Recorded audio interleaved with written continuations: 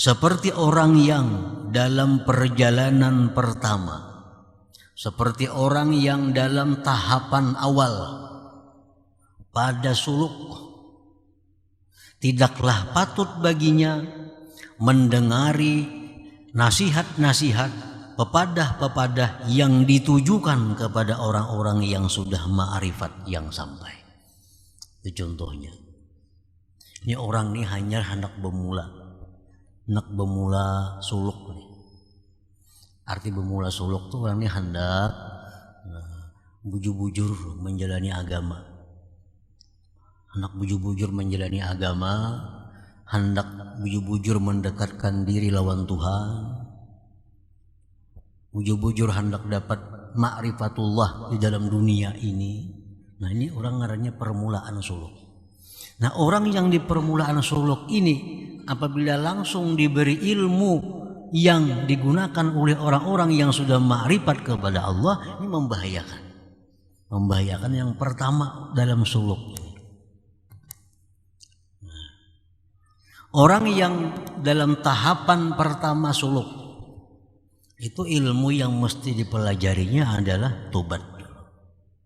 Tobat itu jadi pelajarinya. Ini kita hendak jadi orang baik nih, hendak jadi orang baik, hendak bercita-cita suluk, menjalani jalan yang diridhai Allah. Hendak juga satu saat kita ma'rifat kepada Allah sebelum mati. Hendak jadi orang yang diridhai Allah, hendak jadi hamba Allah. Suluklah dia.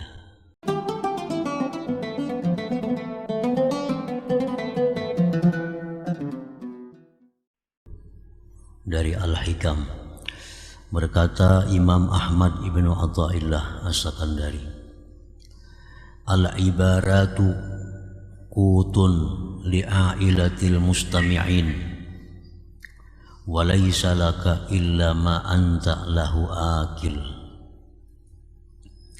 Artinya bermula ibarat-ibarat, ungkapan-ungkapan atau pepadah-pepadah, mau'izah, nasihat, merupakan makanan bagi para pendengar yang berhajat. Dan tidak adalah bagi engkau kecuali sesuatu yang mana engkau bisa memakannya. Itulah terjemahnya hikmah yang ke-187 ini. Subbihatil ibaratu ay al-mau'izatul muwajjahatu ilal mustami'in bil qut alladhi tanmu bihil ajsad.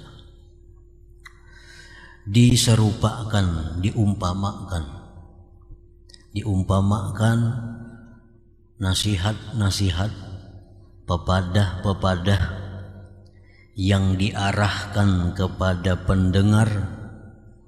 Nah, itu diserupakan dengan makanan.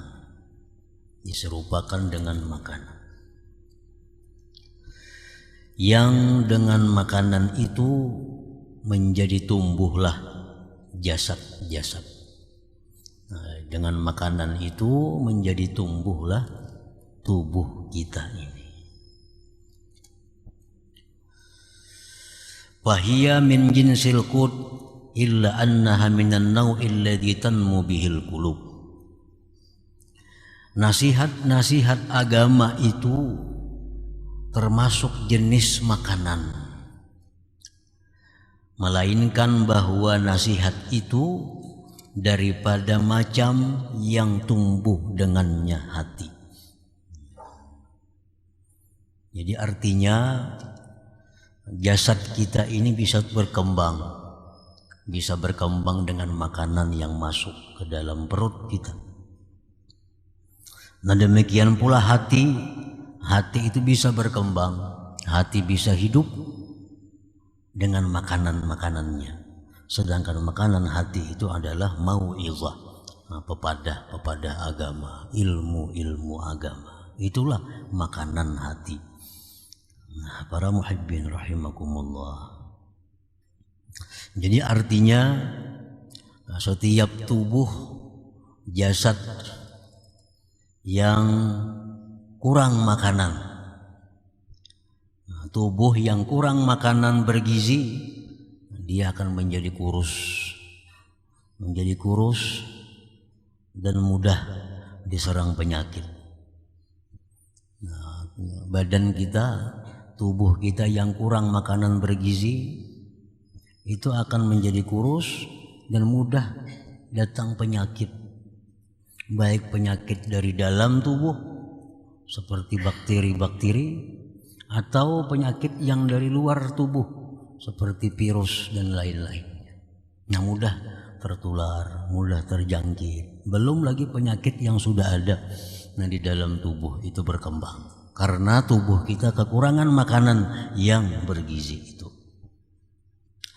Nah, demikian pula hati kita ini. Demikian pula hati yang kurang pemasukan, hati yang kurang mau'izah, kurang pepadah, hati yang kurang pemasukan pepadah-pepadah yang baik, maka hati kita ini menjadi kurus.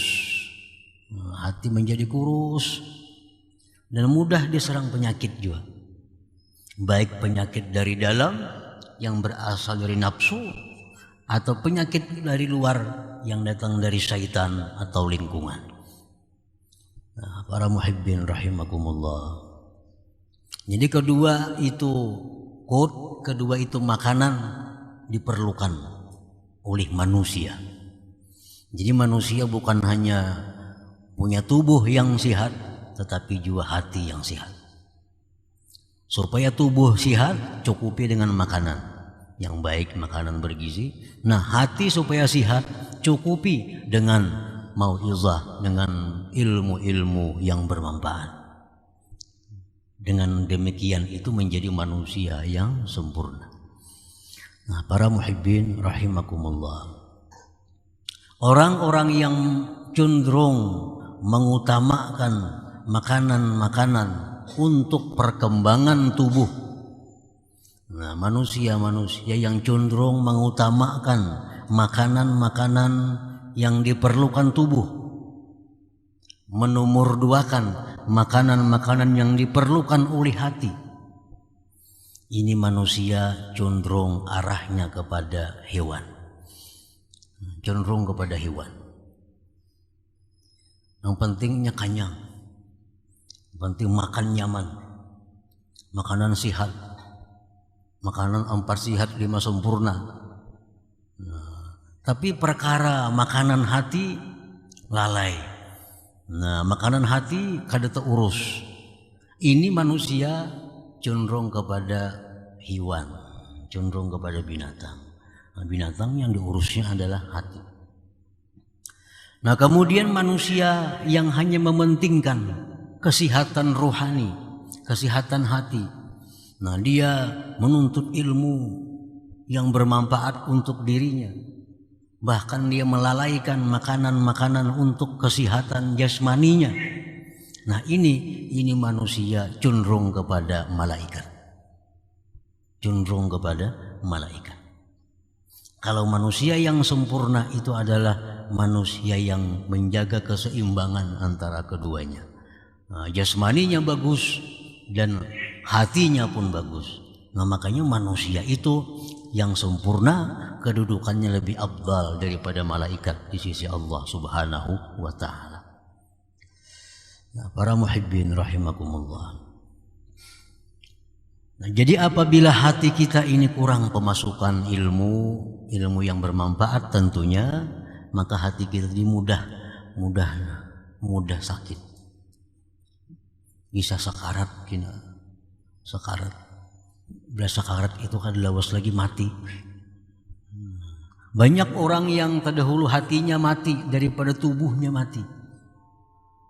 Nah, banyak manusia ini yang terdahulu hatinya mati sebelum tubuhnya mati. Karena selama hidupnya orang itu selalu mementingkan makanan-makanan yang diperlukan tubuh, kurang mementingkan makanan yang diperlukan oleh hati itu. Ada sedikit orang yang sehat Orang yang kuat tetapi hatinya lemah, hatinya kurus, hatinya sakit karena kekurangan gizi, kekurangan makanan berupa mau'izah itu. Nah, para muhibbin rahimakumullah. Kalau makanan-makanan yang diperlukan tubuh itu bisa didapat di warung, di rumah makan, di restoran. Tetapi kalau makanan-makanan hati itu bisa didapat di majelis ta'lim, majelis ilmu, ziarah kepada orang salih, minta nasihat, minta petunjuk kepada mereka tentang agama. Itulah tempat makan-makannya ini hati yang diperlukannya. Nah, penyakit yang bisa menyerang hati manusia karena kekurangan ilmu, kekurangan mau'izah, seperti penyakit ria, itu jelas sudah. Orang yang ria itu orang yang hatinya sakit, kekurangan nasihat, kekurangan pemasukan agama, timbul ujub, sombong, dengki, dendam, kikir. Itu semuaan penyakit-penyakit yang letaknya di hati yang memudaratkan di akhirat. Memudaratkan di akhirat akibat dari kurangnya pemasukan ilmu agama. Nah, kita kalau kurang makan sehari ini kita ribut benar. Biasa makan 3 hari sekali, ini makan sekaliannya sehari, wah, dianggap kayak setengah kelaparan sudah. Tapi kalau kita kada ada pemasukan hati seminggu kada ada masalah. Memang penyakit hati kada terasa, macam penyakit tubuh. Kekurangan makanan langsung kita lemah, kada berdaya awak kita. Tapi kalau kita hati kekurangan makanannya itu perlahan. Nah, sakitnya perlahan. Dan nampak risikonya, bahayanya begitu menjelang ajal. Nah, disitulah risikonya penyakit hati ini akan mulai nampak bahayanya. Nah, itu yang dimaksud oleh pengarang tadi, al-ibarat kutun li'ailatil mustami'in. Ibarat ungkapan-ungkapan nasihat, mau'izah itu laksana makanan bagi para pendengar yang memerlukan, yang berhajat.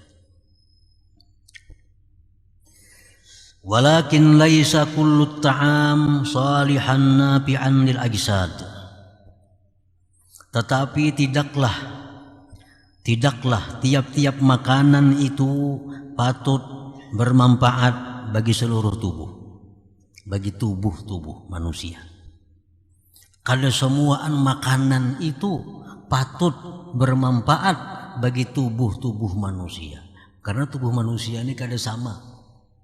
Ada nang anom, masih kekanakan, ada nang remaja, ada nang setengah dewasa, ada nang tuha berpenyakitan.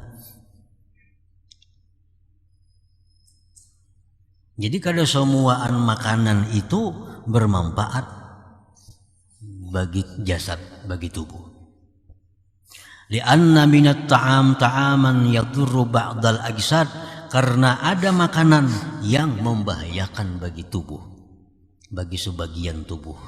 Lianna minat ta'am ta'aman yadurru ba'dal ajsad, karena daripada makanan itu ada makanan yang membahayakan sebahagian tubuh manusia. Bagi orang ini mungkinnya makan ini kada apa-apa, tapi bagi kawan kita kalau makan itu bahaya. Nah, jadi makanan itu walaupun pada dasarnya makanan itu bagus, baik, bermanfaat, tapi tergantung nang memakannya nih. Bagi orang ini makan nasi, makan itu, makan ini menyehatkan tubuhnya. Bagi kawan kita membahayakan. Bagi kanak-kanak yang umur masih bayi, makan kerupuk, makan kacang membahayakan. Kenapa? Karena perutnya masih belum mampu untuk itu.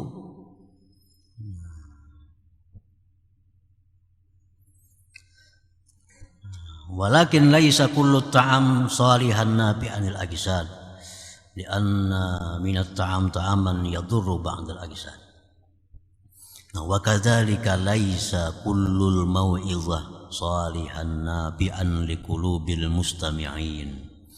Seperti demikian pula bukanlah tiap-tiap nasihat, tiap-tiap papadah, tiap-tiap ilmu itu patut bermanfaat bagi hati orang yang mendengarnya. Ilmu pun demikian. Kalau semua ilmu bermanfaat untuk pendengar.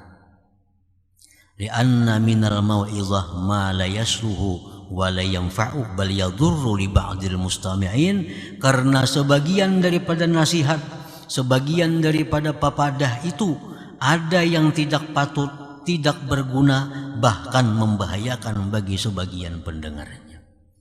Nah, ilmu pun demikian. Kada semua ilmu itu bisa diserap oleh pendengarnya. Kada semua ilmu baik didengar.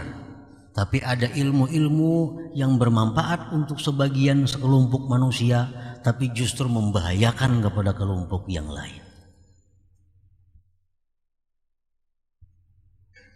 Jadi kada patut juga kita mengaji ke tiap-tiap pengajian. Barangkali kita lain golongannya. Mesti dipilih juga. Majelis-majelis taklim itu belum tentu itu cocok dengan golongan kita. Karena ada nasihat agama yang hanya patut untuk sekelompok orang, tapi justru membahayakan kepada kelompok yang lain. Kenapa? Karena ilmunya bagus, ilmunya sama-sama baik, cuma keadaan orang yang mendengar ini berbeda-beda. Kada sama pemahamannya, kada sama hatinya, kada sama dan sebagainya. Nah, contohnya kaman fil marhalatil ula bisuluk la yasluhu lahu ay yastami ala ibaratil muwajjahati lil arifin al wasilin. Seperti orang yang dalam perjalanan pertama, seperti orang yang dalam tahapan awal pada suluk, tidaklah patut baginya mendengari nasihat-nasihat, pepadah-pepadah yang ditujukan kepada orang-orang yang sudah ma'rifat yang sampai. Itu contohnya. Ini orang ini hanya hendak bermula suluk nih. Arti bermula suluk tuh orang ini hendak bujur-bujur menjalani agama. Hendak bujur-bujur menjalani agama, hendak bujur-bujur mendekatkan diri lawan Tuhan, bujur-bujur hendak dapat ma'rifatullah di dalam dunia ini. Nah, ini orang ngarannya permulaan suluk. Nah, orang yang di permulaan suluk ini apabila langsung diberi ilmu yang digunakan oleh orang-orang yang sudah ma'rifat kepada Allah, ini membahayakan yang pertama dalam suluk. Orang yang dalam tahapan pertama suluk itu ilmu yang mesti dipelajarinya adalah tobat. Tobat itu jadi pelajarinya. Ini kita hendak jadi orang baik nih, hendak jadi orang baik, hendak bercita-cita suluk, menjalani jalan yang diridhai Allah. Hendak juga suatu saat kita ma'rifat kepada Allah sebelum mati. Hendak jadi orang yang diridhai Allah, hendak jadi hamba Allah, suluklah dia. Nah, kayak apa caranya suluk nih? Pertama-tama yang dilakukannya adalah tobat. Jangan dicampur lawan bab-bab lain dari ilmu. Jangan belajar tentang zuhud, jangan belajar tentang wara, jangan belajar tentang macam-macam, jangan. Khusus belajar tobat. Ya, orang hendak melangkah menjadi orang salikin. Nah, pelajari dulu tobat. Tobat ini dalam rangka takhliyah, pembersihan dirinya. Nah, belajar masalah tobat itu kada tuntung sehari dua hari. Kada tuntung. Pada praktiknya makin lawas lagi. Jadi masak-masak belajar tobatnya macam apa supaya kita diterima mendaftar jadi orang salikin. Nah, jadi tobat itu artinya menyesali perbuatan dosa, berhenti melakukan dosa-dosa, mencita-cita kada akan mengulang lagi. Itu 3 itu sudah nyata. Nah, langkah 4 Rukun tobat ini apa? Mengembalikan kezaliman yang pernah dilakukan. Nah ini yang berat. Mengembalikan raddul mazalim ila ahliha, mengembalikan kezaliman kepada ahlinya. Jadi Imam Ghazali mengatakan kalau perlu dia keliling dunia. Kalau dia merasa ada berbuat salah kepada orang di sekeliling dunia ini. Nah, kembalikan kezaliman itu. Lalu pernah mengambil harta orang. Nah, orangnya ini sekarang berada di Saudi. Nah, kirimkan ke Saudi, bebaskan kezaliman itu. Dulu pernah ada memfitnah orang, yang difitnahnya orangnya sekarang di Afrika. Datangi ke Afrika sana. Nah, dalam Ihya disebutkan demikian. Dulu pernah kita menyakiti orang, mana orangnya kita lihat lagi, cari orangnya di mana? Oh, orangnya di Singapura, datangi ke Singapura. Nah ini tahap awal, tahap tobatnya. Ini perlu waktu yang panjang. Nah, jadi sebelum kita mendaftar jadi orang salikin itu demikian. Makanya makin anum makin nyaman. Kada banyak masalah. Orang umur nang hanya 17 tahun hendak suluk nyaman banarinya. Sudah umur 60, apalagi pelang-pelang buana makin ngalih bener itu. Banyak benar yang diingatakan. Nah, jadi harta. Masalah harta kita diriskan, harta didapat dari jalan apa dulu nih? Nah, dari jalan itu. Selesaikan harta supaya tinggal harta yang bersih. Nah, selesai itu. Harta kita sudah selesai. Nah, yang kedua lagi yang dicari apa? Wadarakul fawaid, memperdapati keluputan-keluputan. Dulu banyak ada kada sembahyang, nah, bayari. Dulu ada kada puasa, bayari. Dulu zakat kada diris, selesaikan.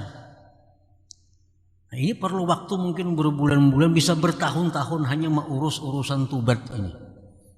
Nah bagi ini orang yang dalam tahapan pertama suluk, jangan hendak belajar ilmu macam-macam, jangan hendak mendengar pengajian sana sini, itu aja diurus. Tobat dirisakan bujur-bujur. Nah itu tadi maksudnya dari kaman fil marhalatil ula, seperti orang yang dalam tahapan awal bisuluk pada suluk, la yasluhu lahu, tidak patut bagi dia untuk mendengari hal-hal yang mengganggu pikirannya. Ada orang membaca kitab fikih, kada usah diurus. Ada orang pengajian, kada usah. Urus tobat aja bujur-bujur dulu. Karena ini yang diperlukan oleh hatinya itu. Yang diperlukan makanan hatinya untuk itu adalah tobat. Masalah tobat dipelajari bujur-bujur. Nah tobat ini sudah beres, keadaan sudah selesai. Hutang tipu menipu sudah diselesaikan, nang difitnah sudah minta maaf, nang digibah sudah kita minta maaf kepada mereka. Nah, ini sudah selesai dalam makam tobat. Nah ini langkah pertama orang salikin. Kalau sudah sampai di situ hanya naik kina ke tahapan kedua, ke makam wara. Waranya menjaga diri. Ini sudah bersih nih, udah tobat dah. Harta nang kada diberisakan, harta pun orang dibulikakan, sudah bersih. Nah, pelajari masalah wara. Wara ini menjaga diri nang bersih, jangan sampai kotor lagi, jangan sampai rigat lagi. Nah, belajar pulang masalah wara nih. Itu aja yang dilajari dulu. Jangan belajar yang lain-lain. Dirisakan masalah bab wara sampai selesai, sampai mengerti, sampai diamalkan. Nah, itu tingkatan-tingkatan orang yang hendak suluk itu. Nah jadi orang nah hendak suluk macam ini kada patut mendengar ilmu-ilmu walaupun ilmu agama, tapi yang kada ada hubungannya dengan itu kada patut baginya karena merusak pikirannya, konsentrasinya rusak. Nah jadi ilmu itu bagus, tapi bukan untuk semua orang.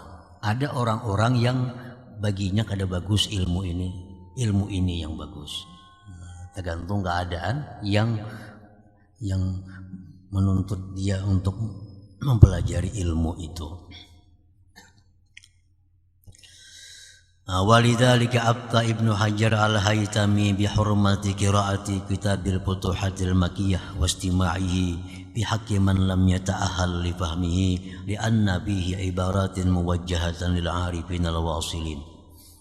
Oleh karena itu berfatwa Ibnu Hajar Al-Haytami haram membaca, mendengari kitab yang namanya Futuhatul Makkiyah karangan Imam Ibnu Arabi. Haram belajar kitab itu pada orang-orang yang belum ahlinya memaham itu. Haram. Jadi ada kitab-kitab agama yang haram kita belajar, haram mengajarkannya. Kalau yang diajari ini belum ahlinya, belum sampai tingkatannya ke sana. Li'anna fihi, karena dalam kitab itu ada ibarat-ibarat yang diarahkan untuk orang-orang yang arif dengan Allah yang sudah wasil. Nah, kalau kita masuk ke sana membahayakan kita karena kondisi kita belum sampai ke sana. Nah, para muhibbin rahimakumullah.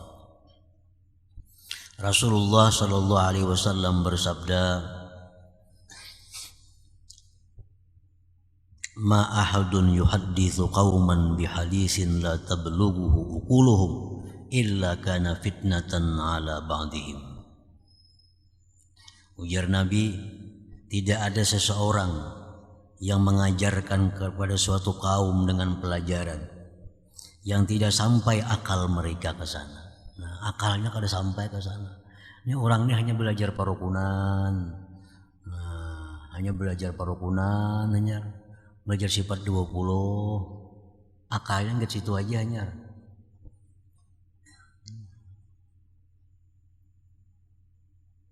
Dilajari nang kada kau menerimanya.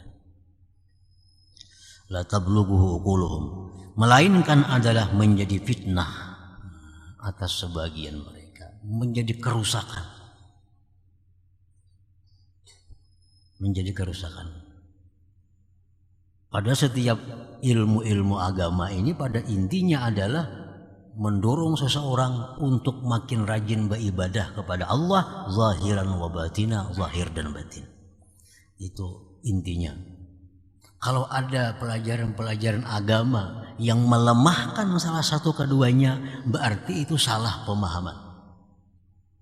Setiap ilmu agama ini intinya adalah mendorong kita meningkatkan ibadah zahiran wa batina kepada Allah Subhanahu wa taala. Apabila ada pengajian-pengajian, pelajaran-pelajaran yang melemahkan salah satu keduanya, itu pengajian yang salah pemahamannya.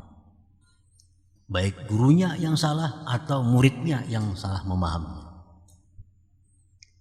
Misal sesudah belajar ilmu itu sembahyang pina kulir, bebirit pina kada bebirit lagi. Nah, ini berarti ada kesalahan ilmu, ada kesalahan pemahaman. Ada salah pemahaman. Nah, ini fitnah namanya.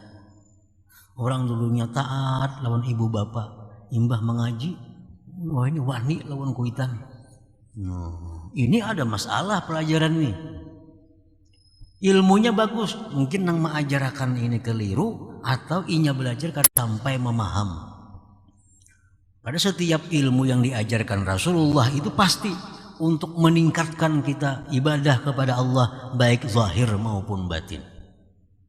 Ada mau timpang. Nabi kita contohnya, contoh paling sempurna adalah Rasulullah SAW. Zahir beliau ibadahnya sempurna, batin beliau pun sempurna. Nabi sembahyang sunat, puasa sunat, sembahyang berjamaah. Itu Nabi.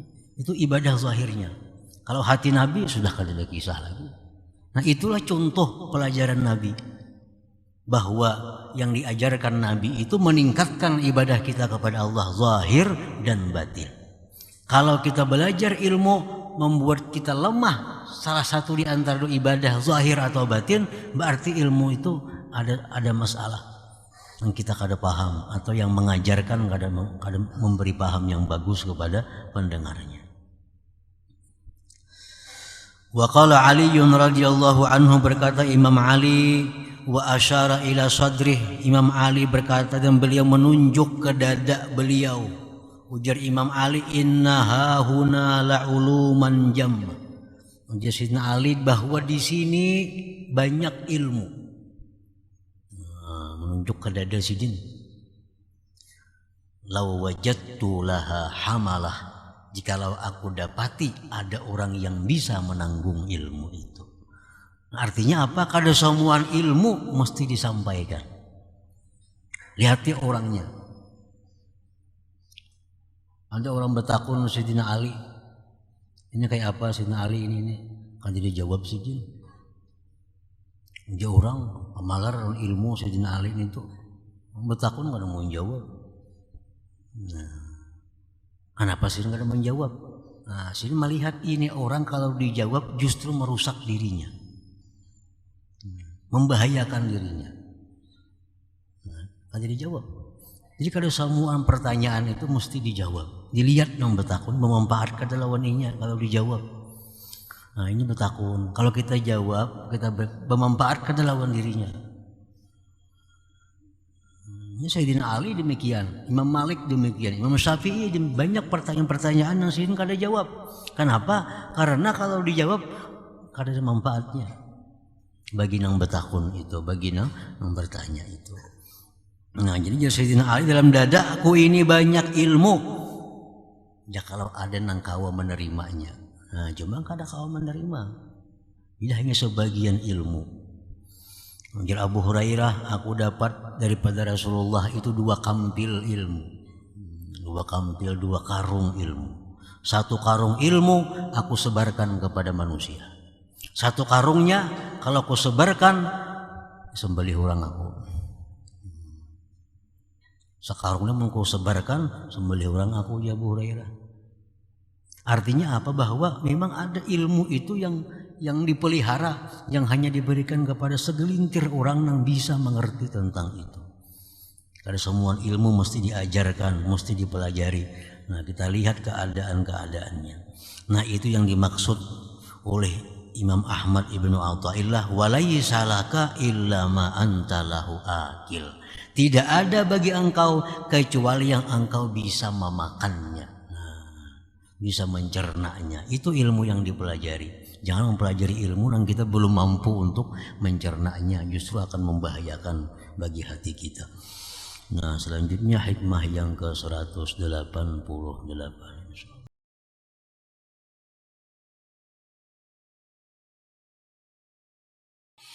Hikmah yang ke-188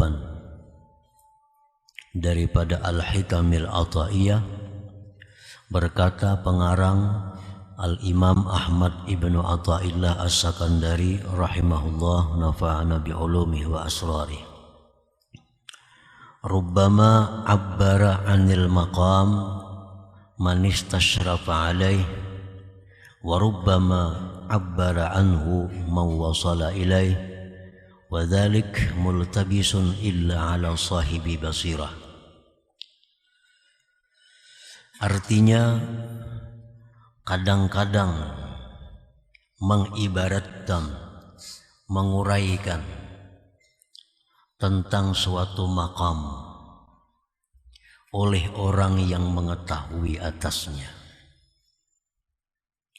dan kadang-kadang mengibaratkan, menguraikan daripada makam oleh orang yang telah sampai kepadanya. Dan yang demikian itu tersamar kecuali atas orang-orang yang mempunyai mata hati. Para muhibbin rahimakumullah, maksudnya adalah rubbama haddatsa 'anil maqam minal maqamat kamaqamiz zuhdi wal khawf war raja wat tawakkul wa ghairiha man ittala'a alaih wa lam yasil ilaih wa lam yatahaqqaq fih.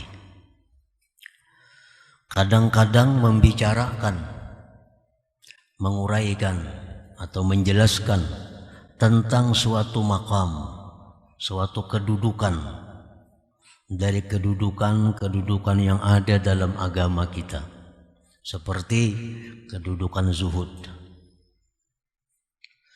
khauf takut pada Allah, raja mengharapkan rahmat Allah, tawakal atas Allah dan selainnya. Kadang-kadang yang menguraikan demikian, yang menjelaskan demikian itu oleh orang yang mengetahui atasnya dan belum sampai kepadanya dan belum menduduki makam itu.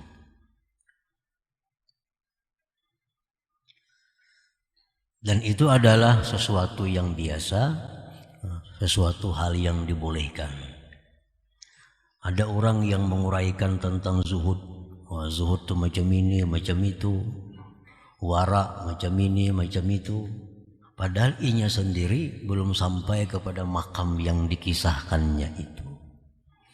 Ada orang yang mengisahkan tentang makam pana, makam baka, dengan lancar, dengan luas dikisahkan, diceritakan. Padahal inya sendiri belum sampai ke sana. Palingnya hanya mengetahui hal-hal demikian, baik dia mengetahui itu dari keterangan guru-gurunya atau dia mengetahui dari kitab-kitab yang dibacanya.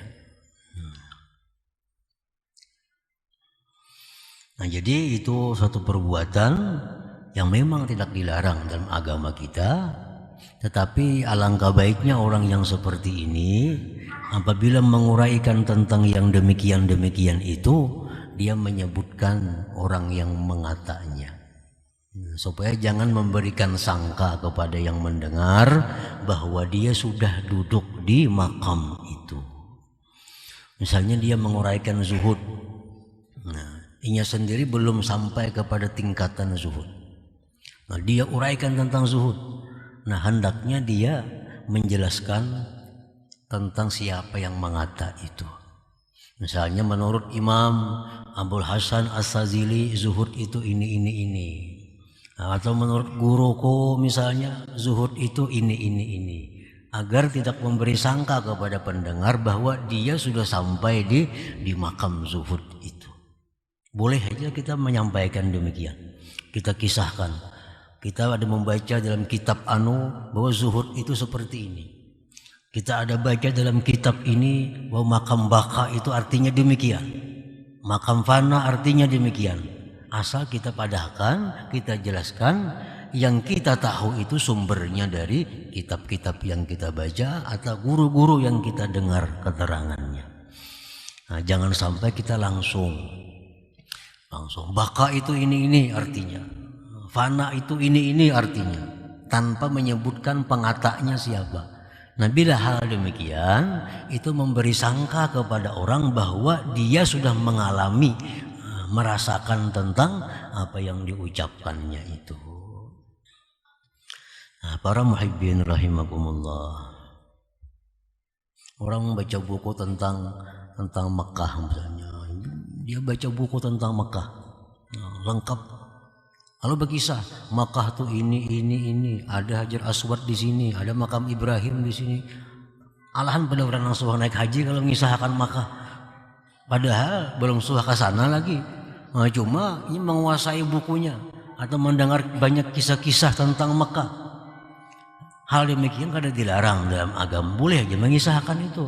Cuma alangkah baiknya disebutkan, nah, di buku mana dapat itu atau jar siapa itu. Sehingga orang yang mendengar ini tahu bahwa Sidin kada suah juga ke sana artinya. Nah.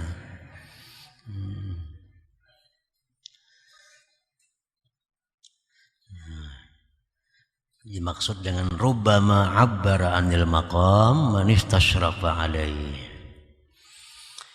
Wa rubbama haddatsa anhu man wasala alaihi wa tahaqqaqa fihi. Nah, terkadang ada pula orang yang menjelaskan, menguraikan tentang makam-makam tadi, zuhud, fana, baka, tawakal, ridha. Nah, dia jelaskan, menjelaskan akan dia oleh yang demikian itu oleh orang yang telah sampai kepadanya. Nah, sampai kepadanya, dan dia sudah mantap, sudah merasakan bagaimana makamnya itu. Nah, kadang-kadang ada juga seperti itu. Nah, kalau orang yang demikian, ya kada perlu lagi jar si jar guru kada perlu, karena ini sudah bisa merasakan itu. Wah, panah itu ini, zuhud itu ini, tawakal itu artinya ini. Nah, orang yang takut kepada Allah itu seperti ini. Ini sudah merasakan itu, sudah duduk di situ. Nah kalau sudah demikian, kada perlu lagi disandarkan kepada siapa yang mengantarnya, karena ini sudah sampai di sana. Nah sudah sampai ke Makkahnya, berkisah kada perlu lagi jar si anu, karena sudah merasa seorang bahwa di Makkah itu macam apa, melihat seorang sudah di sana.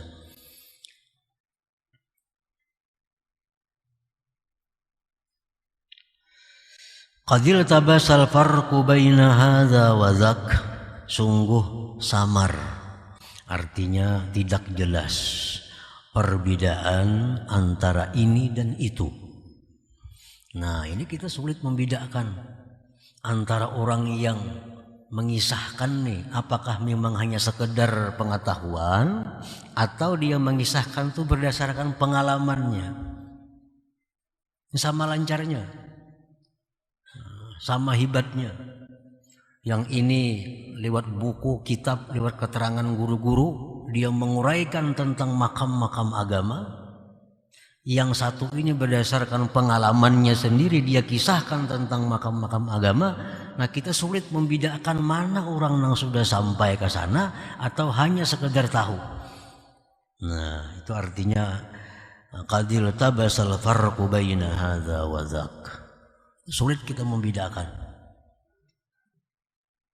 Illa ala sahibi basirah, kecuali atas orang yang mempunyai mata hati. Nah kalau orang yang sudah punya mata hatinya tahu, oh ini berkisah aja ini. Oh yang itu pengalamannya. Nanya tahu. Kada samar fa innahu la yakhfa alaihi al-farqu bainahuma, bahwasanya tidak nampak, tidak samar, tidak tersembunyi atas orang yang mempunyai mata hati itu perbedaan antara keduanya. Orang yang berkisah hanya ujar orang jua, lawan yang berkisah berdasarkan pengalamannya. Nah orang yang punya mata hati itu kawa menilai. Nah sebabnya apa? Karena orang-orang yang sudah mengalami tentang makam baka misalnya, kalau dia bercerita baka, maka perkataan yang dikeluarkannya itu ada mengandung roh. Nah perkataan yang dikeluarkan itu ada mengandung roh. Hidup artinya perkataannya itu. Kalau yang menguraikan ini memang berdasarkan pengalamannya. Tapi kalau orang yang menguraikan tentang suatu makam tapi yang berdasarkan pengetahuan, nah itu perkataan itu kada punya roh, kada punya makna, kada hidup. Nah hidup kadanya itu hanya bisa diketahui oleh orang-orang yang punya mata hati. Nah, para muhibbin rahimakumullah, ada beberapa tanda. Namun tanda ini pun sulit untuk memutuskan ini orang yang bicara hanya sekedar ilmu, adapun ini bicara dengan pengalaman. Ada tandanya. Wa alamatul awal, alamat yang pertama. Alamat pertama itu orang yang mengisahkan, menerangkan tentang kedudukan agama berdasarkan ilmu atau pendengarannya daripada guru-gurunya. Nah tandanya parahuhu wastibsharuhu wa nasyatuhu inda ta'bir. Wa dzalik yura fi wajhi. Nah, tandanya itu ada kesan gembira, ada kesan bersemangat ketika menjelaskan tentang itu. Nah, orang ini begitu gembira kelihatan di wajahnya, begitu bersemangat menerangkan tentang zuhud, menerangkan tentang tawakal, menerangkan tentang apalagi raja khauf. Nah itu tanda bahwa orang ini hanya berdasarkan ilmu, belum sampai kepada berdasarkan pengalamannya sendiri. Satu itu. Yang kedua, alamatnya wada'fu ta'thirih fi qulubil mustami'in, dan lemah pengaruhnya di dalam hati orang-orang yang mendengar itu. Nah pendengarnya pun lemah, artinya kada berpengaruh perkataannya, penjelasannya itu. Karena penjelasan itu kada punya roh, hanya sekedar ilmunya. Lalu kada ada rohnya, lalu kada bisa menggerakkan orang-orang yang mendengar itu. Nah itu antara lain tanda-tanda orang yang mengisahkan tentang kedudukan agama berdasarkan ilmu atau pendengarannya daripada guru-gurunya itu. Bi khilafis tsani, bersalahan yang kedua. Nah yang kedua ini orang yang mengisahkan berdasarkan pengalamannya. Fa innahu yu'abbiru ka'adatihi bit ta'bir. Nah, dia menjelaskan seperti kebiasaannya dalam hal menjelaskan yang lain-lain. Dia menjelaskan tentang tawakal, ya sama seperti dia menjelaskan hal-hal lain. Kadang dia nampak kegembiraan, kadang dia nampak semangat, kadang biasa. Nah biasa. Nah ini berarti orang ini memang sudah sampai di sana, memang sudah merasai duduk di sana. Dilihat dari keterangannya itu biasa. Kadang nampak bersemangat, kadang nampak gembira di wajahnya. Wa quwwatu ta'thirihi fi qulubil mustami'in, dan kuat pengaruhnya itu takbir pada hati orang-orang yang mendengarnya. Orang yang mendengarnya pun kalau dikisahkannya tentang takut kepada Allah terkesan dalam hati pendengarnya. Ini menunjukkan bahwa keterangannya itu punya roh, hidup.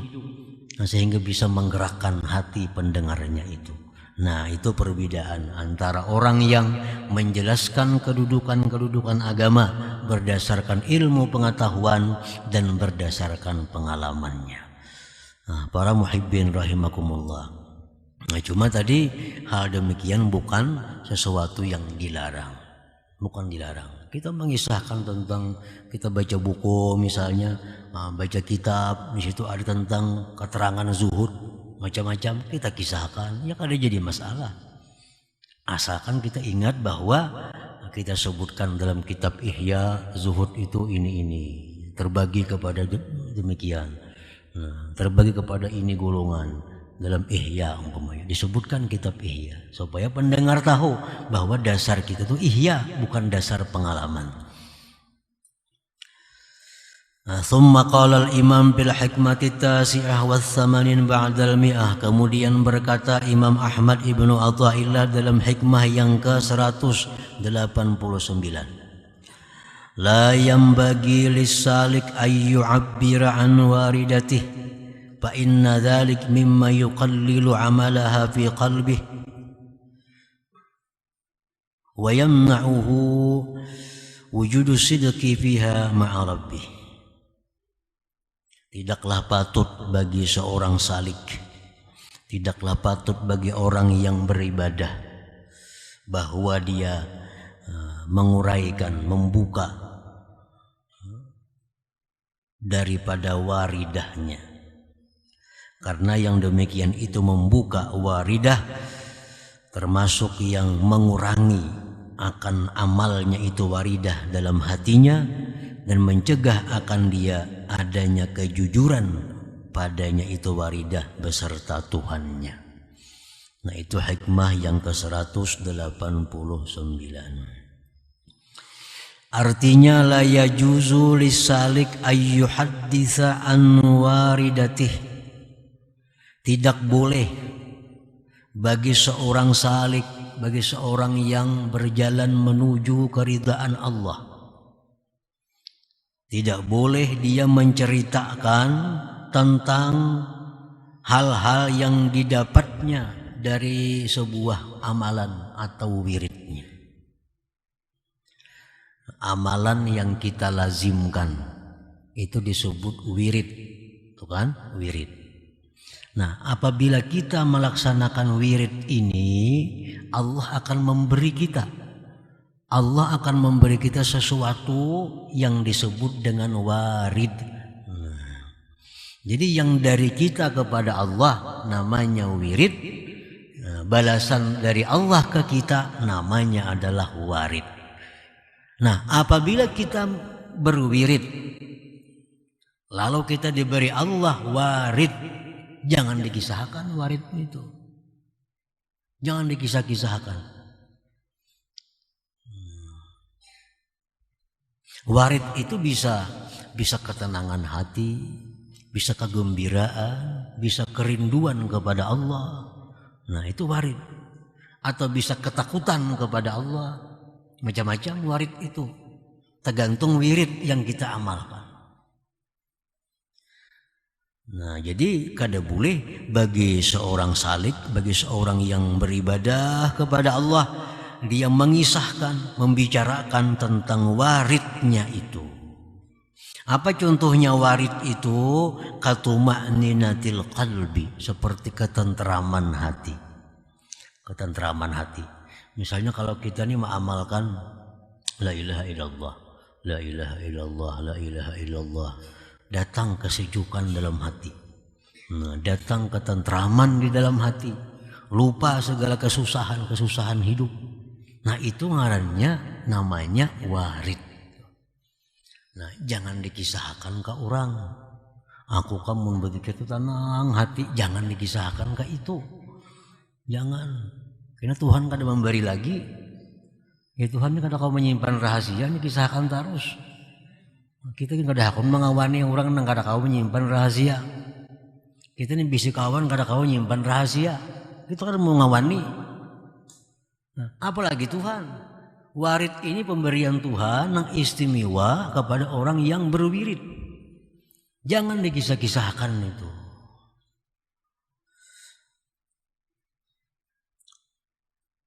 Aku mau beristighfar, namun baca astagfirullahaladzim, itu bisa Allah memberi kita kasfiyah, keterbukaan hati, sehingga mata hati kita melihat neraka, azab yang disediakan Allah kepada orang-orang yang berdosa. Nah, bila kita baca istighfar, kelihatan neraka oleh hati kita, menangis kita. Nah, itu ngarannya namanya warid. Jangan dikisahkan itu. Bukan bila baca istighfar itu bah menangis tuh bang. Jangan dikisahkan itu. Katuma'ninatil qalbi, seperti ketentraman hati, awil kasfi, atau keterbukaan. Illa an syaikhin mursyidin, kecuali boleh kita kisahkan kepada guru yang membimbing kita. Kisahkan. Ulun guru gue kalau membaca ini, hati ulun asa kayak apa, kayak ini. Apakah itu bujur atau kada? Kisahkan. Mimpi yang bagus pun, mimpi pun jar Nabi jangan dikisahkan, kecuali kepada orang yang nasih, yang bisa memberikan nasihat kepada engkau. Nah, ini mimpi, apalagi ini warid. Nah, mimpi pun jangan dikisahkan, kecuali kepada orang-orang yang nasih, yang memberikan nasihat kepada engkau. Bal yukhfiha, bahkan dia sembunyikan itu waridah. Nah, sembunyikan, wa yasunuha, dia pelihara, jaga. Jangan sampai ketahuan orang nih. Jangan sampai ketahuan orang. Karena itu warid kalau kita sembunyikan hanya antara kita dan Allah, nah itu akan selalu bertambah datangnya warid. Itu akan bertambah. Kalau kita hari ini la ilaha illallah, kita baca ada ketentraman hati, kita sembunyikan, nah kayaknya kita baca lebih tentram lagi. Allah akan menambah. Karena dianggap Tuhan, oh ini orang amanah. Ini orang amanah, bisa menyimpan sesuatu yang berharga yang diberikan oleh Allah Subhanahu wa taala. Li'anna nafsahu tajidu bidzalik lazzatan wa insyiraha fataqwa bihi sifatuha fayaqillu sababu dzalik ta'sirul waridat fi qalbi bal yatmahil. Karena nafsu merasakan pada yang demikian itu, mengisahkan tadi, nafsu ada merasakan kelezatan, kelapangan. Nah, ini kita dapat warid nih, kita berzikir, kita baca Quran, dapat kita ketenangan. Kita kisahkan lawan orang. Nah, kita mengisahkan tuh ada kelezatan bagi nafsu kita. Nafsu kita senang, kita kisahkan tuh nafsu kita gembira. Nah, maka berarti kita memperkuat nafsu kita. Hendaknya nafsunya ditekan, jangan sampai dia ada lezat, jangan sampai nafsu ini gembira. Karena nafsu bila ditekan, nah dia akan menjadi baik.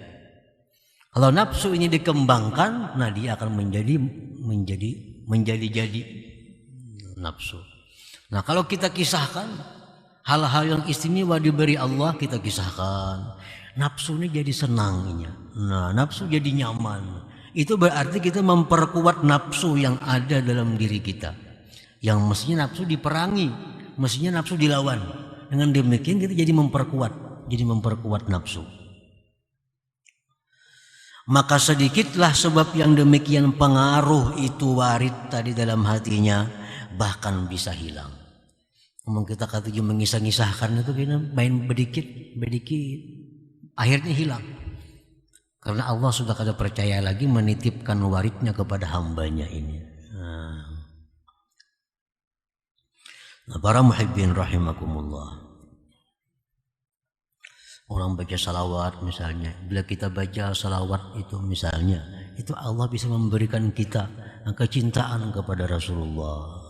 Kita baca salawat, hati kita rindu bertemu Rasulullah. Nah, itu warid daripada buah wirid salawat itu. Kita baca salawat lalu hati kita rindu dengan Nabi kita, sehingga mendengar nama Nabi kita senang hati kita. Itu warid Allah, pemberian Allah kepada kita berkat wirid salawat yang selalu diamalkan. Orang kada ahli salawat kada akan rindu dengan Nabi kita. Disebut nama Nabi pun kada jadi ada apa-apanya, karena jauh daripada wirid salawat. Nah, bila orang tuh berwirid salawat, misalnya 100 sehari salawat, nah itu akan diberi Allah warid. Nah, warid itu berupa kerinduan kepada Nabi, bisa kesenangan bila disebut orang nama Nabi kita. Itu adalah anugerah dari Allah, jangan dibuka kepada orang-orang lain. Jadi as-saliku fi hali sulukihi ma'murun bi kitmani ilmihi wa amalihi wa hali waridatihi. Seorang salikin itu pada waktu suluknya itu disuruh, diperintah menyembunyikan ilmunya, menyembunyikan amalnya, menyembunyikan keadaan waridnya itu. Fa ifsa'uhu lidzalik min qillati ikhlasihi wa adami sidqihi li rabbih. Membuka rahasia yang demikian itu adalah alamat sedikit keikhlasannya dan ketiadaan jujurnya dia bagi Tuhannya Allah Subhanahu wa taala. Kalau kita buka rahasia-rahasia yang diberikan Allah kepada kita berupa warid tadi, ketentraman hati bila berzikir, takut kepada Allah bila membaca ini, timbul takutan kepada Allah. Nah, itu warid tuh. Bila itu dibuka, nah itu menunjukkan kurang ikhlasnya kita dan menunjukkan kita kada jujur dengan Allah Subhanahu wa taala.